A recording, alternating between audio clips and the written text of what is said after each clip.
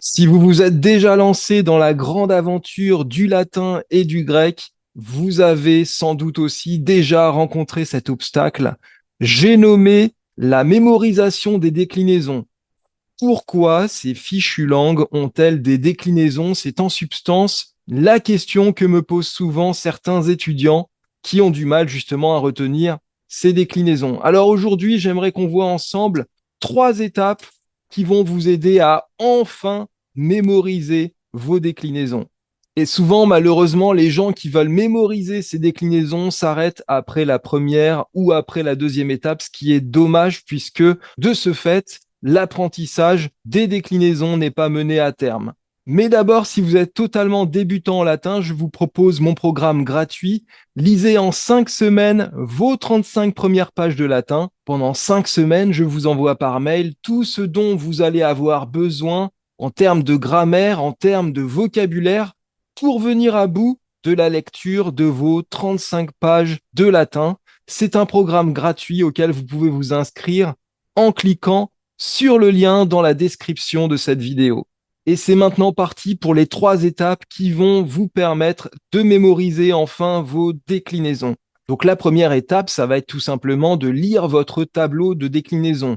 Le lire d'abord, par exemple, verticalement, c'est-à-dire en suivant l'ordre des cas, nominatif, vocatif, accusatif, génitif, datif, ablatif pour le latin au singulier, puis rebelote au pluriel, mais vous pouvez aussi les lire horizontalement, c'est-à-dire nominatif singulier, nominatif pluriel, vocatif singulier, vocatif pluriel, accusatif singulier, accusatif pluriel, etc., etc.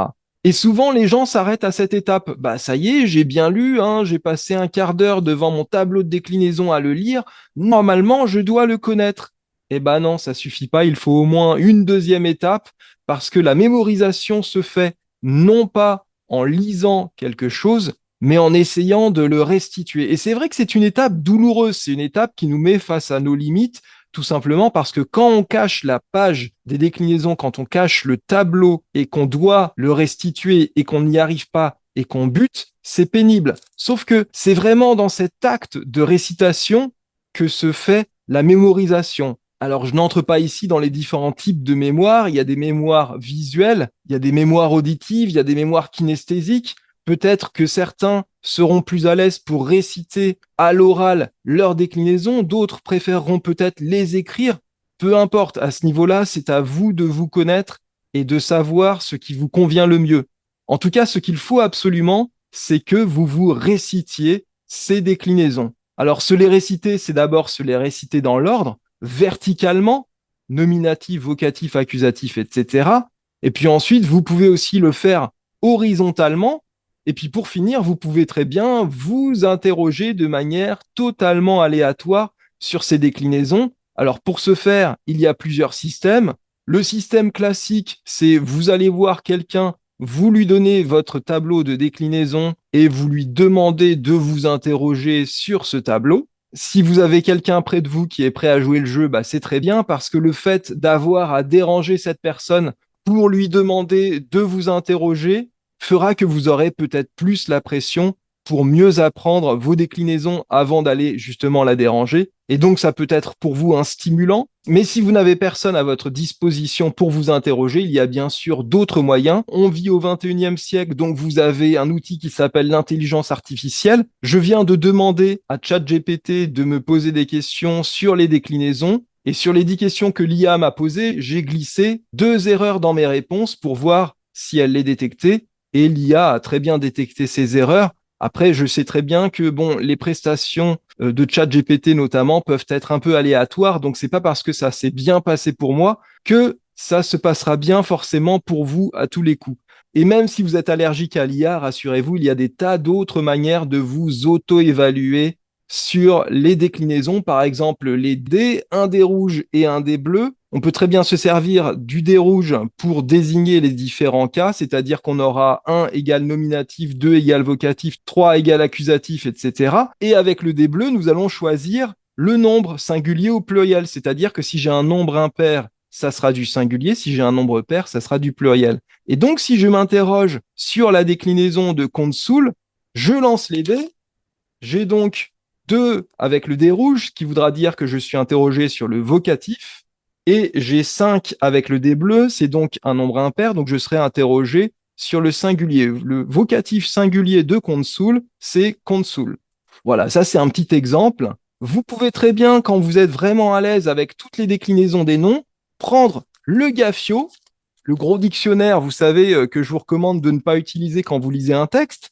Vous l'ouvrez au hasard, vous mettez votre doigt sur un nom, et par exemple, là, je tombe sur Denunciatio, Denunciationis, féminin, ce qui veut dire l'annonce, la notification, la déclaration. Je lance mes dés, et donc, j'ai 6 avec le dé rouge, ce qui veut dire que je serai interrogé sur l'ablatif, et j'ai 2 avec le dé bleu, ce qui veut dire que je serai interrogé sur le pluriel. Donc, je suis interrogé sur l'ablatif pluriel de denunciatio denunciationis, donc ça fait denunciationibus. Évidemment, une fois que vous avez votre réponse, vous voulez savoir si elle est juste ou si elle est fausse, et pour ce faire, vous pouvez vous servir d'un petit outil comme celui que j'ai actuellement à l'écran, qui s'appelle Collatinus et dont je vous mettrai le lien dans la description. Alors, Collatinus, c'est un outil qui sert à faire des recherches dans les dictionnaires. Par exemple, ici, vous voyez qu'on peut sélectionner le Gafio, c'est même lui qui est sélectionné par défaut. Mais vous pouvez également, comme vous le voyez ici, conjuguer ou décliner un mot. Et donc, vous rentrez le mot dont vous voulez connaître la déclinaison, en l'occurrence denunciatio, on valide, et ici, vous vous trouvez face au tableau de déclinaison de ce nom. Vous regardez le cas et le nombre qui vous intéressent, en l'occurrence ablatif pluriel, et vous avez bien denunciationibus. Donc, en l'occurrence, la réponse était juste. Et c'est une manière dont vous pouvez vérifier si vos réponses sont justes ou non. Tout ça, ce sont des exemples. Il y a mille et une manières de faire pour vous interroger, pour vous auto-évaluer sur ces déclinaisons. L'important, c'est que vous le fassiez. Vous n'êtes pas obligé que ce soit un moment pénible. Vous pouvez très bien vous arranger pour que ce soit drôle, amusant, que ce soit une espèce de jeu. Et puis, il y a aussi sans doute des petits quiz sur Internet que vous pouvez trouver en fouinant ici et là pour vous auto-évaluer sur les déclinaisons. Donc, deuxième étape très importante en tout cas, c'est vraiment de réciter ces déclinaisons. C'est l'étape douloureuse, c'est l'étape qu'on n'aime pas parce qu'on est hors de sa zone de confort. Est-ce que vraiment on est au point sur ces déclinaisons? Parfois on bute, parfois on met du temps à trouver. C'est un processus laborieux, mais c'est vraiment le processus qui est nécessaire parce que c'est vraiment dans l'acte de récitation que vous mémorisez. Et puis j'ai coutume de dire que la mémoire la plus puissante que nous ayons en nous, c'est la mémoire de la douleur.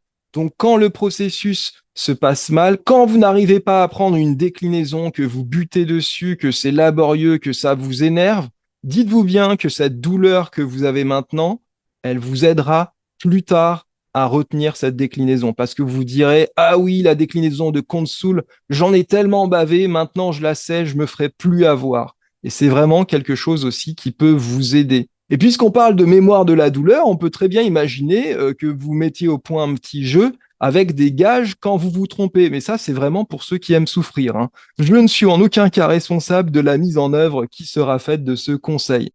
Alors souvent, trop de gens s'arrêtent à cette étape-là, c'est-à-dire qu'ils ont lu leur tableau de déclinaison, ils se les sont récités dans l'ordre, dans le désordre, très bien, et puis il n'y a pas de troisième étape. Alors s'il faut une troisième étape, puisque le but du latin et du grec, ce n'est pas d'apprendre des déclinaisons, c'est de lire des textes, donc lisez des textes qui soient adaptés à votre niveau, parce qu'en lisant ces textes, vous êtes forcément amené à réviser les déclinaisons sans en avoir l'air. C'est sans doute la manière la plus ludique d'ailleurs de réviser vos déclinaisons, hein. En lisant une histoire, mine de rien, vous êtes confronté à la question des déclinaisons sans même y penser, et cela vous aide bien sûr à les ancrer dans votre mémoire. Et puis vous acquérez, à force de lire des textes, une oreille en latin et en grec. Vous développez un instinct plus précis justement de ce qui sonne latin, de ce qui sonne grec, et donc ça rend votre apprentissage plus facile, notamment pour les déclinaisons.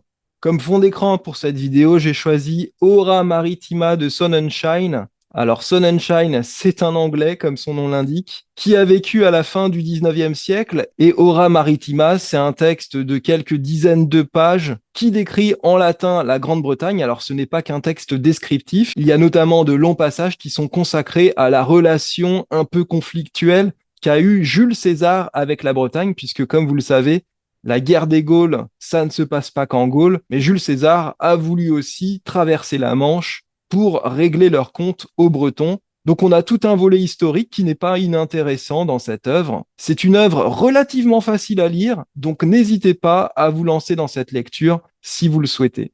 Vous avez également la possibilité de l'écouter dans un audiolivre qu'on trouve sur YouTube. Je vous mettrai le lien, que ce soit vers le PDF ou vers l'audiolivre, dans la description. J'espère que cette vidéo vous a plu et surtout qu'elle vous aidera à mieux mémoriser vos déclinaisons. Si c'est le cas, merci de mettre un petit pouce vers le haut. Merci aussi de vous abonner à la chaîne. Et puis dites-moi en commentaire si vous avez vous aussi des petits trucs et astuces qui vous aident à mieux retenir vos déclinaisons, que ce soit en latin ou en grec. Je vous en remercie d'avance. À bientôt.